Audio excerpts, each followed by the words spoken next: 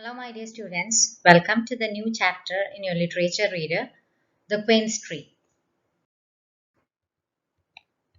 Now, in this module, you'll get to know more about the author and you will comprehend the text. Now, this is the author of this lesson. Let's read something about him. His name is Hector Hugh Munro, better known by the pen name Saki and also frequently as H. Munro. He was a British writer whose witty, mischievous, and sometimes macabre stories satirize Edwardian society and culture. He was born on 18th December 1870, Sittwe, Myanmar, Burma, and he died on 14th November 1916 in Beaumont-Hamel, France. His full name is Hector Hugh Munro. Now, macabre stories means the stories which have death as a theme. So he used to write such stories, and he used to satirize Edwardian society. Edwardian society means during the reign of King Edward. He used to satirize the lifestyle of those times because he did not like it. So he used to make fun of it. Satirize means make fun of it. So that's it about our author. Now let's read the story. Read on to find out what Vera does to protect an elderly talent, Betsy Mullen, and ensure that she is not turned out. So Vera is a good girl, and she wants this elderly tenant. Tenant means you have already learned what tenant is, one who is living for rent. So she did not want Mrs. Betsy Mullen. She was the tenant, Betsy Mullen, to be turned out from the house because she is not paying the rent. "I've just been to see old Betsy Mullen," announced Vera to her aunt, Mrs. Beverly Cumble. "She seemed to be in a bad way with her rent. She owes about 15 weeks of it and says she doesn't know where the money will come from. Betsy Mullen is always in trouble with her rent, and the more people help her with it, the less she troubles herself about it," said the aunt. "I certainly am not." So here, Vera, she went to Mrs. Betsy Mullen's house and she said that, oh, she owes 15 weeks of the rent, and she says that she doesn't know where the money will come from. She doesn't have the money. Vera's aunt, she was a bit rude. She was telling, the more we help her, she's not finding a way. Mrs. Betsy Mullen is not finding a way to pay her rent. The more we are giving, the more we are helping her with it, she is finding it an easy way. She is finding it easy without paying rent. She is escaping without paying rent. She is not trying any way to find out the money. Going to assist her anymore. She should simply move to a smaller and cheaper cottage. There are several smaller cottages at the other end of the village for half the rent that she is paying or is supposed to be paying now. I told her that a year ago. "But she wouldn't get such a nice garden anywhere else," protested Vera. "And there is such a jolly quince tree in the corner. I don't suppose there is another quince tree in the whole parish. And she never makes any quince jam. I think to have a quince tree and not to make quince jam shows such strength of character. Oh, she can't possibly move away from that garden." "When one is 16," says Mrs. Beverly Cumble sternly, "one talks of things being impossible which are merely unpleasant. It is not only possible, but it is also desirable that Miss Betsy Mullen should move into a smaller house. She has scarcely enough furniture to fill that big cottage." So, Vera's aunt was telling, now from now onwards, I'm not going to help her anymore with the rents. She has to move into a smaller or cheaper cottage.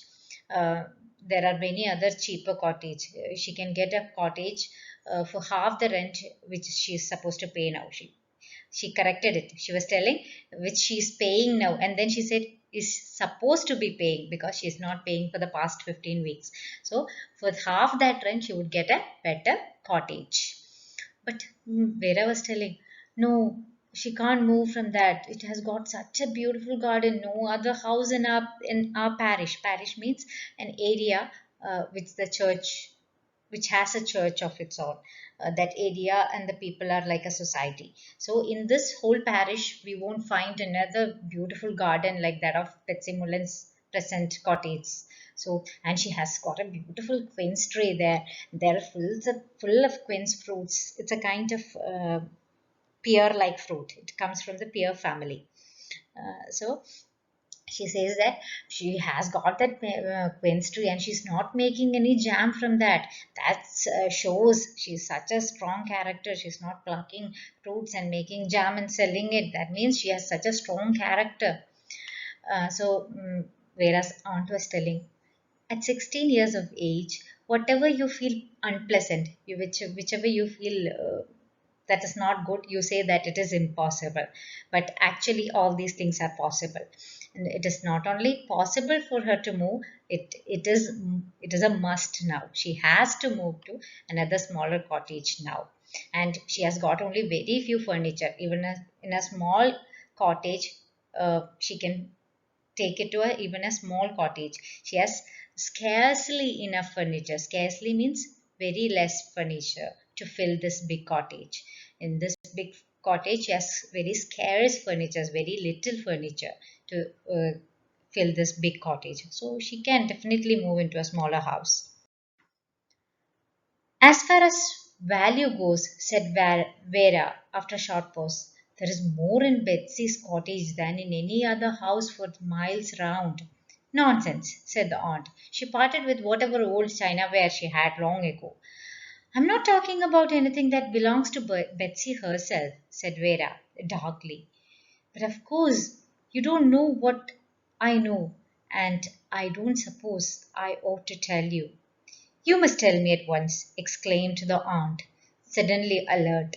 I'm perfectly certain that I shouldn't tell you anything about it, said Vera. But then I often do things that I shouldn't do. Mrs. Beverly Cumble demanded impatiently. What is there in Betsy Mullen's cottage that you are making such a fuss about? It's hardly fair to say that I have made a fuss about it, said Vera. This is the first time I have mentioned the matter, but there has been no end of trouble and mystery. So Vera was telling, it's not that physical things you see. See, there now, what you see there now, there is much more value in that house. So, Aunt was telling, the only thing that was valuable was the chinaware, and she parted with it. She sold it to someone else long ago. Now, what is there? What is the valuable thing in Betsy Mullen's house? So, Vera was telling, no, I'm not talking about something that belongs to her, it is something else. So, what does it tell me? Aunt was telling. So, Vera was telling darkly means very mysteriously, in a secret manner, she was telling, no, uh, you know, I'm not supposed to tell you that. And again, Vera's aunt asked, please tell me what it is. So Vera was telling, actually, I shouldn't do this, but usually I do things that I should not do. I know I'm doing mischievous things. I'm doing things that I'm not supposed to do. So I'll tell you what it is. And whereas aunt was telling, what is all this fuss about which you're making? What is this all news that you're making? So Vera was telling, I did not make any news about this. This is the first time I'm mentioning about such a thing. This is the first time I'm telling. And there has been no end of trouble in and newspaper speculation about it. See, it's rather amusing to think of the columns of conjecture in the newspaper and the police and the detectives searching everywhere at home and abroad, and all the while that innocent looking little cottage has held the secret. You didn't mean to say it's the lower picture, la something or other. The woman with a smile that disappeared about 2 years ago, exclaimed the aunt with rising excitement.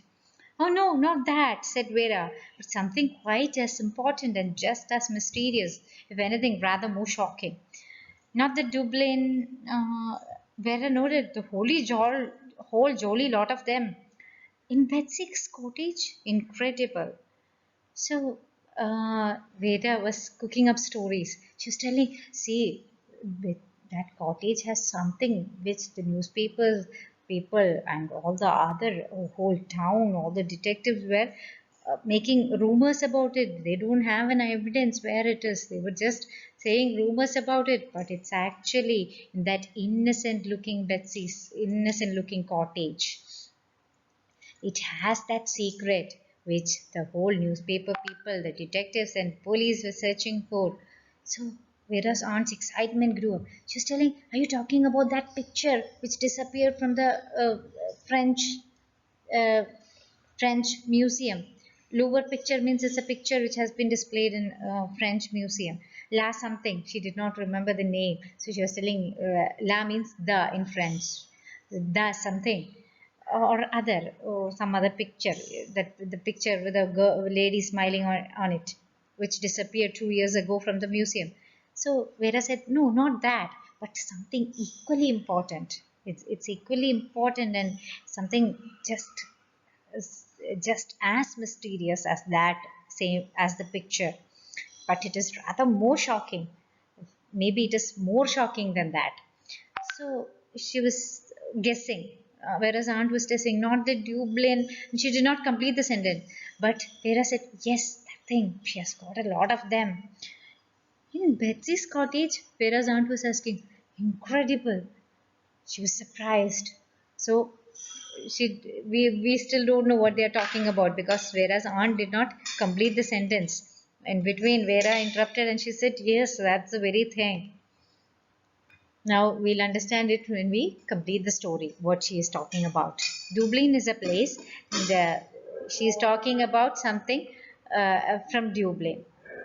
Now these are the words that we came across today. Tenant means a person who pays rent to occupy land or any property.